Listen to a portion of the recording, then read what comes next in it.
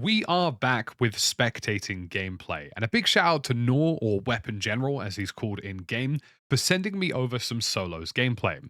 They also included a very detailed list of things that occurred in the game in a timestamp sheet, which was absolutely phenomenal, but I completely ignored it because I wanted to see things unfold in real time.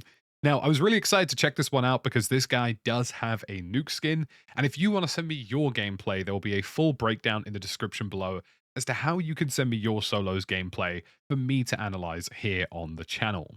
So, without further ado, let's dive on in, and we're going for an early game bounty here, which I absolutely love. I love an early game bounty. They just work. Early game bounties are a great way of getting the loot you need on board in terms of getting weapons, getting an early kill, and having exactly enough money for a loadout early on 90% of the time. It's $7,000 for a bounty in Solos. All you need is another 500 and you are good to go. Now, he's just had a drop in notification, so he's playing a little bit cautiously, taking it a little bit slower. Always a good thing to do. I think he's... Yeah, there's an audible cue, right? So there's a guy in this building right now. I think he's clocked onto that. And I like this. He's seen him. He hasn't gone too early. He's jumped down, hasn't made a huge amount of noise. Little flashbang inside, no hit. Nice early kill. Pretty solid. Nothing too special to write home about there, but I always appreciate when players play audible cues and they take things slowly. It would have been really easy for him to have shot that guy in the legs, let that guy know that he's in his area, and just made a whole mess of this situation, but he just played it a little bit piece by piece, which was great to see. And now he's going to rotate over to his bounty. For a brief segment of this gameplay, you're not going to hear any audio because for whatever reason, the dude he's fighting is like watching TikToks. That's a really nice kill, and that was the bounty target. I really like this. I really like this adjustment here. You're going to see this, chap. So he just takes it slow. So he gets this initial kill, and that is his bounty target, but he gets that instant UAV ping, instantly gets into cover, doesn't think about looting, gets his plates on, and adjusts ready to take on this next fight. Perfect. Absolutely well played. That is exactly how you want to get it done. I'm a big fan of the FR advance of ground loot as well. I'm a big fan of people in Solos playing the next immediate threat. It's something I've spoken about in a lot of my solo coaching videos. Don't focus on the loot. Don't focus on what's going on around you. Look for the next threat that's going to come your way. And with this, he's managed to get 2 kills early on, 3 in total. He's managed to get his loadout drop on board just playing off that bounty, and he will be one of the first people in this game with a functioning loadout, which is great to see. So he's on the loadout drop. He's not, I don't think he's not going for the loadie here. He's just decided to double pie the loadout drop, which isn't a bad thing. I mean, in Solos, like sometimes the scummier tactics do work. A little portable radar as well doesn't exactly go wrong. You find so many portable radars in Solos, it's really just worth having them down. Okay, so he's got a guy here. That's a nice little 3-plate. This is a really good pursuit of this opponent because he knows that that guy has enough time to 3-plate again. So he's almost just treated this as a reset. That's a nice kill. Oh, a cheeky little teabag. Oh, is it toxic? Is it good sportsmanship? I don't know. I don't know. I want to rewind this because this is actually a really well fought fight for a number of reasons. So obviously, you know, he has this guy who just sort of appears behind him. Now, he gets a couple of shots on him, but the reason this is nice is because he knows he can't close the gap in time to get the down here. If he doesn't get the down here, it's not going to happen. So this guy runs straight inside. He busts out the window to the left, so he's wrapping away from this building. And he's effectively going for a full reset here. Like, he knows that the advantage of this fight is completely gone. So I like the fact that he played towards the right-hand side, preparing for the second stage of the fight, rather than trying to over-pursue and getting killed on somebody who would have 3-plated. The only thing I would say in this scenario is busting this door wide open after the glass break is a clear audio cue as to where you are. Obviously, you know, you probably were hoping to catch him on the cross, so that just happened. But I think this is a really great example of how audio cues in Solos can absolutely get you killed. Now, I'm going to max out some of the audio for this edit. You're going to hear a slide. Now, I've said it before and I'll say it again. Glass breaking, jumping through doors and windows, parachutes, zip lines, ladders, and sliding are the 6 highest audible things in the game. Now, to the untrained eye, this might have looked like that he's seen him through the wall or he knows where he is, but you can very audibly hear that once he gets a couple of shots up on the left, This guy crouch slides across to re-peek the right-hand side angle, and it's just a really easy kill for him.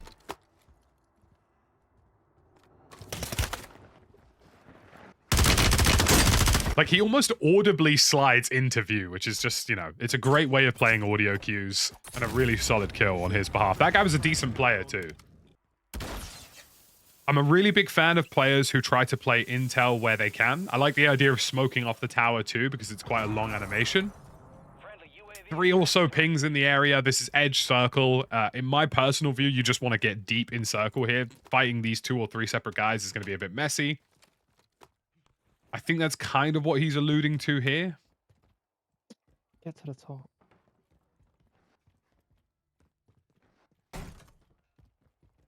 He's playing high on the building. I can see that. That makes sense. No, that's still a valid option in this scenario. Picking up this intel contract as well, which is never necessarily a bad thing to build extra in-game economy. And he does have a spare loadout drop in his inventory, which is nice as well. I think he's waiting till he's later on in the circle to throw that in. Always throw that loadout deep into circle. He's just had a sniper top right. There's a guy directly in front of him. Yeah, you just go all the way through here. Oh. Do you know what? This is a nice adjustment. It wasn't the best driving in the world, but sometimes when you're being shot at, you aren't always afforded that luxury.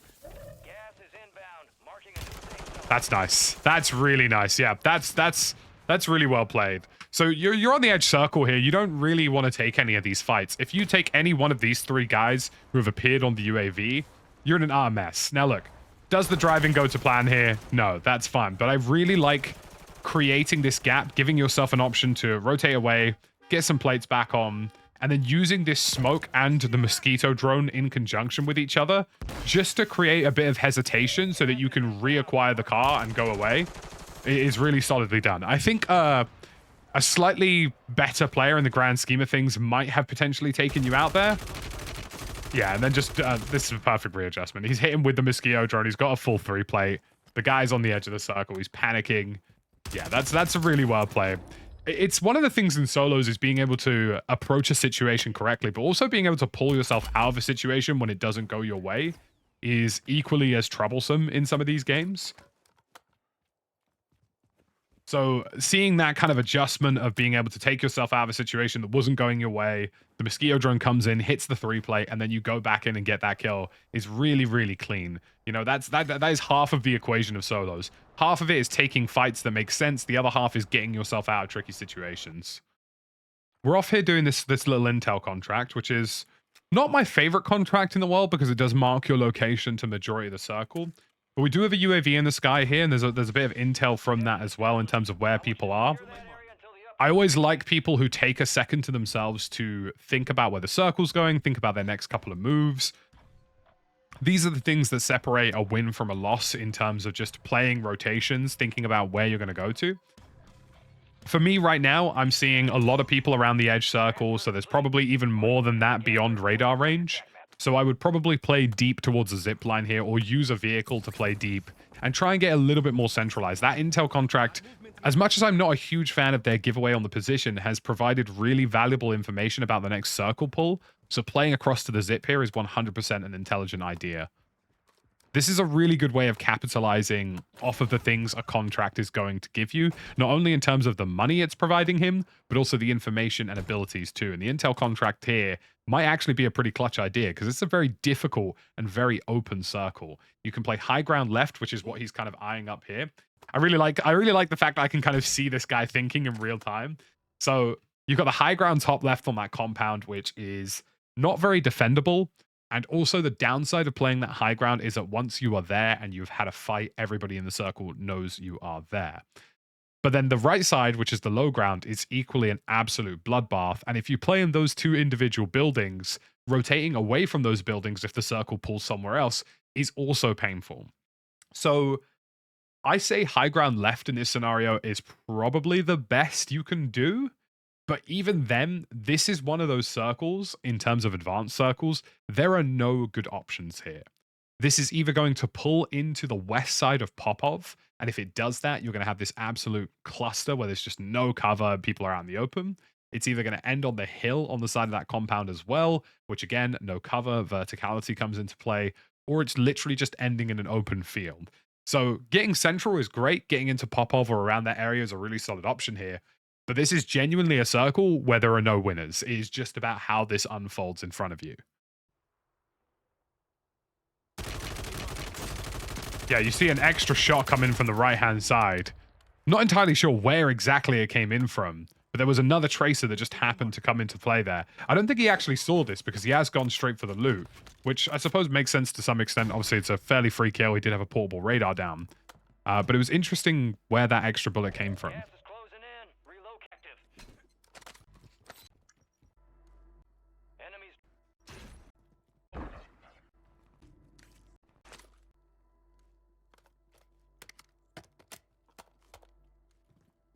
Now, because he's taken that fight, he's kind of in this scenario now where he's a bit edge circle. And he wants to play that zip line to get out of here. Got a little bit of a heartbeat sensor for intel. You want to play that zip line, but it sounds like there's a couple people in the area. Oof. That sniper won't have enough time to make the ground here, so this is a safe res if he goes straight down the stairs. He's got the gassy on as well, so he knows you can play a couple ticks of the gassy. I would definitely reach out on this staircase. Yeah.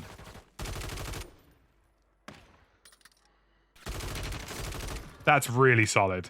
That's a really solid engagement. It's always good to assume that you're up against a half-decent opponent, especially when they make a sniper shot like this on you.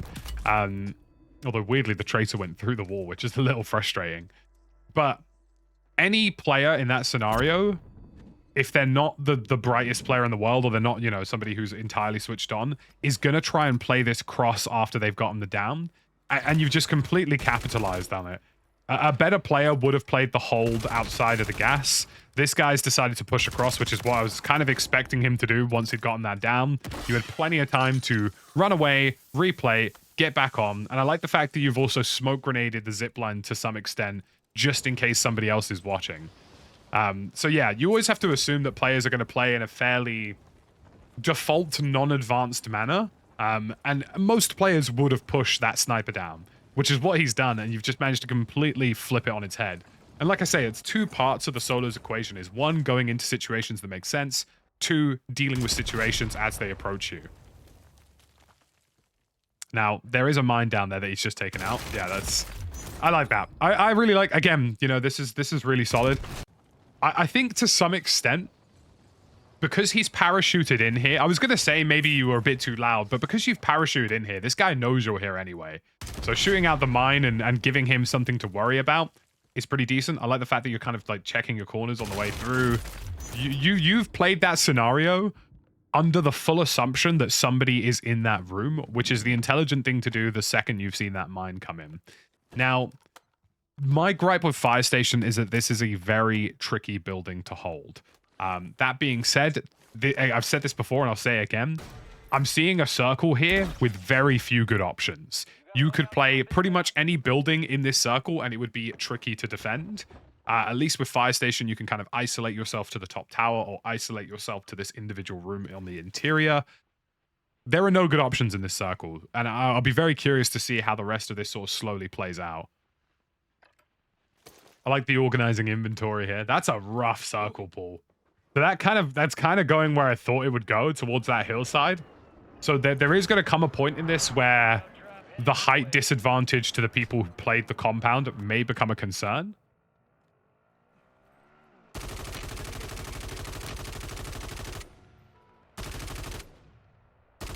So it's looking a bit windy. No, I'm joking. Honestly, like, I definitely would have gone for the kill there.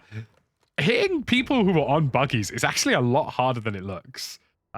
They move at a speed that's just not conducive to your regular tracking, so I'm not surprised. Oh wow, that's a nice little freebie here. As I mentioned before, this is a circle that is going to be incredibly problematic. We've seen a bit of intel in terms of UAV pings and in terms of people dropping in, that there are people towards his direct north that are in the compound here. There's a guy firing his gun right now in that main central building. He's fighting somebody else. So there are people pretty much in every building that remains within this area. And it's a fairly large circle, and there's only 12 people left.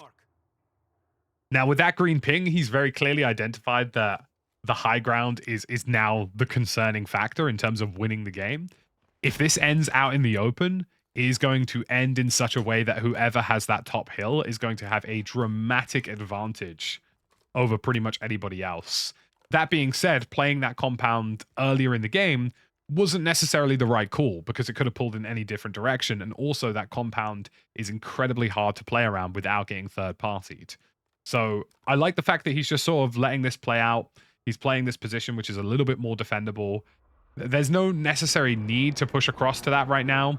And I'll be perfectly honest, with an airstrike in pocket, even if it does come down to a height disadvantage, you've still got something in your locker. Making that push across the open to get to that hillside without being killed is maybe a 10 to 15% success chance. I think playing this where you're playing it does make more sense at this point in time. Gas is moving in. New safe zone located. Moving to my mark. I like the idea of playing that long building. It's a more natural rotation. With 13 seconds left on the clock, though, it's worth being aware that a lot of people are also thinking about their next move. And really, it's whoever hesitates more is going to be in a bit of trouble. Now, that tunnel system to the bottom right would be a concern for me as well, because I reckon I would hide. If I was playing solos, I'd hide in one of those tunnels. He's got a guy on the cross hit. See, now this would be... This would be the first... Now, regardless of how this gunfight goes, this would be probably your major error in this final circle. So calling it a PA here, not only have you told everybody where you are on the map because you've called in an airstrike, but it's for one kill on a guy who honestly might not end up being that much of a problem. I mean, you do get him with the airstrike, which is great, but it's just like he probably wasn't going to be a huge threat in the first place. And now you've got that guy on the right who's obviously seen the airstrike, so he's looking this direction. You have got $20,000, though. If I were you, I would just be buying like 3 or 4 UAVs here. It's a dude inside the building that's appeared on the UAV. Oh, this guy's absolutely terrified. Yeah, that guy did not play that very well at all. But he did fire a weapon, so it's unsuppressed. You've got a guy to your right closing the gap. He's got an advanced UAV up. I like that. Buys himself a gassy. Riot shielder. That's very rough. They're always the risky players in this equation. The riot shielders attempting thermites and stun grenades. Oh man, that's hectic. This is nightmare fuel scenario for a zone right here. He's gone down. I'm astonished that sniper hasn't finished him. The sniper's instead called in a precision airstrike to go for the finish and hit this. Oh man. This is a whole load of a mess. Right. I'm going to be super highly critical here, and I'm going to be super highly critical early on. This is a bad circle, and it's a bad circle for a number of reasons, just because there are no good options. But calling in this airstrike here really did just tell the entire world where you were. Obviously, firing your Ram 7 was going to do so anyway, but this also takes out your ability to deal with the high ground problem that you've already kind of self-identified. Like, you marked it with a green ping. You knew the high ground was going to be a problem later in the game. And, you know, that's fine. You know, it's not always a guarantee that you're going to get to the power position. But burning this asset and also not repurchasing another airstrike when you have $30,000 has kind of made this situation a lot harder for you than it needed to be. Now, I think you've done a really good job of handling a lot under pressure here. You know, you've got this first guy in this building here. You get this easy kill. He's out. He's dealt with. You've got 2 guys closing the gap on you on the edge. There's a guy in the long building, or one of the long buildings that you wanted to play. And then you've got a sniper up on the hill who's also decided to be randomly problematic.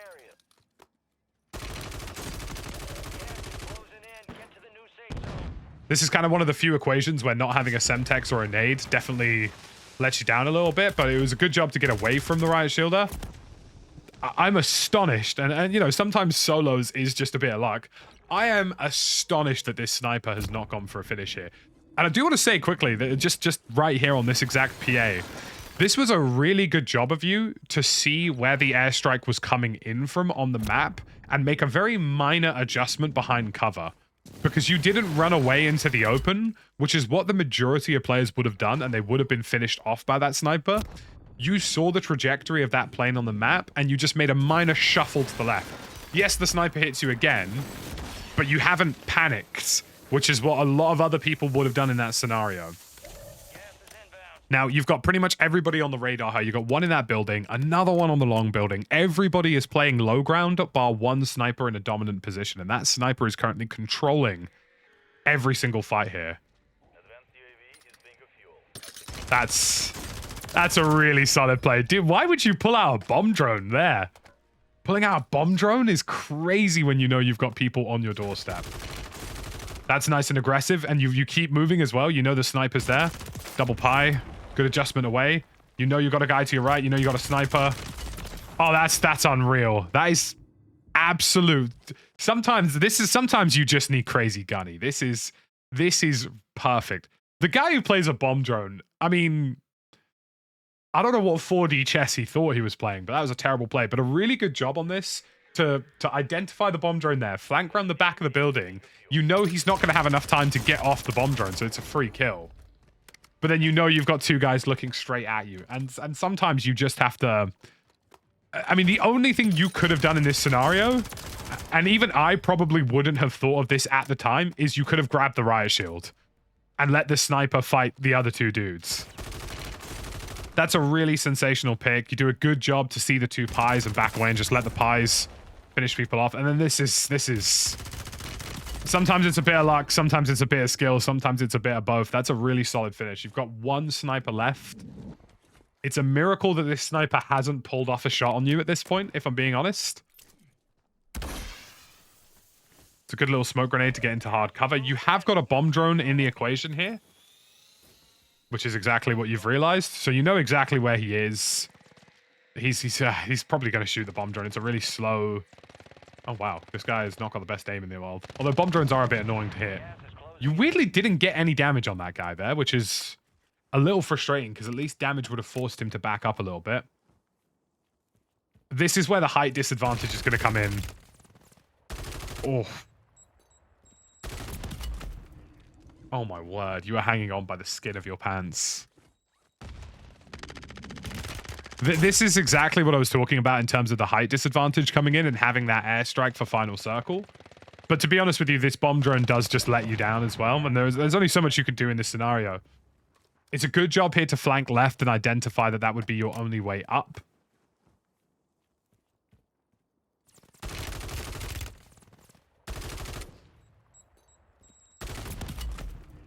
That's a nice couple of peaks on that guy as well. Like, you've maintained a certain level of aggression, which has stopped him from over-sending you. Oh, man, that's a hell of a down. Oh, my God. Mate, you should have won that. He's just told him he should have won it. I mean, he's not wrong. But, like, I mean, the guy on the high ground definitely should have won that. But this, like, whether you meant this intentionally or you just did it by accident, by getting a couple of the bomb drone was enough to make him hesitate to some extent. So he's not peeked you, even though the bomb drone didn't hit him. But you've gotten enough of a couple of shots on him here to make him hesitate and resort to his utilities. A better player would have pushed you the second he got this nade off, and he would have just, like, descended on top of you. This guy clearly is kind of lacking a bit of that confidence. I just love the fact that you said, damn, bro, you should have won that. Because it's true. Like, you definitely shouldn't have won that. God. But you did. Mate, you should have won that. That was really, really solid gameplay. That from start to finish, honestly, I'm just going to rewind and let this final segment run out again. Like, Solos is one of two things. Is taking a situation and approaching a situation as best as you can, which in a circle like this, I mean, you can see in the top left of the radar here, this is ending in literal no man's land. The only good position was a high ground position that was probably just as risky as playing Popov. Like, whether you went to Popov or went to the compound on the hill, either way, the zone was going to pull in one of two ways, and someone was going to get screwed over. So when you're put in a position where you've got three guys on low ground, the zone is finishing out in the open, you're at a huge disadvantage in pretty much every way, shape, and form. Sometimes you just got to run and gun it and just see what happens. I think generally the only way you could have made this scenario easier for you is you purchased an advanced UAV and then you buy yourself a gas mask. So you've got more time in the gas, and you know, the buy's got 30 meters of time before it goes out. You probably could have purchased another gas mask and then an airstrike. And then these guys who are here probably would have had to have been forced to fight one another. And then you would have had an airstrike for late game as well. So you did have a bit more in-game economy than what you had initially used, which probably would have given you more options in the grand scheme of things. That's the only thing I can say about this final circle where you could have made things better for yourself. Going for that high ground and in those final circles was a phenomenally large risk that probably wouldn't have gone well, and you probably would have been killed. But this is the only thing within this contained scenario that you could have possibly done better. But even then, to just slay through 3 guys who end up not fighting each other at all, and then dealing with the guy on the high ground at the very end. And I do think it's funny because you clearly knew that he should have won that from being in a high ground position. So to pull all of that off in this final sequence is absolutely crazy. So I think you've done a really, really good job. And like I say, you know, you could have taken a riot shield, you could have bought an airstrike, you could have used the cash a bit more efficiently. But these are things that sometimes in the heat of the moment don't always come naturally. And I probably wouldn't have thought about taking a riot shield off of that guy's body. So to just get through this as you have in its own right is utterly ridiculous. The sniper probably could have taken you out a couple of times. And honestly, I think the fact that this sniper and the guy on the high ground didn't aggress during this window here kind of shows that he wasn't super confident about this final circle in the first place. The fact that this bomb drone doesn't deal any damage to him and he doesn't press you as you cross in the open also probably pertains to the fact there's not a huge amount of confidence there.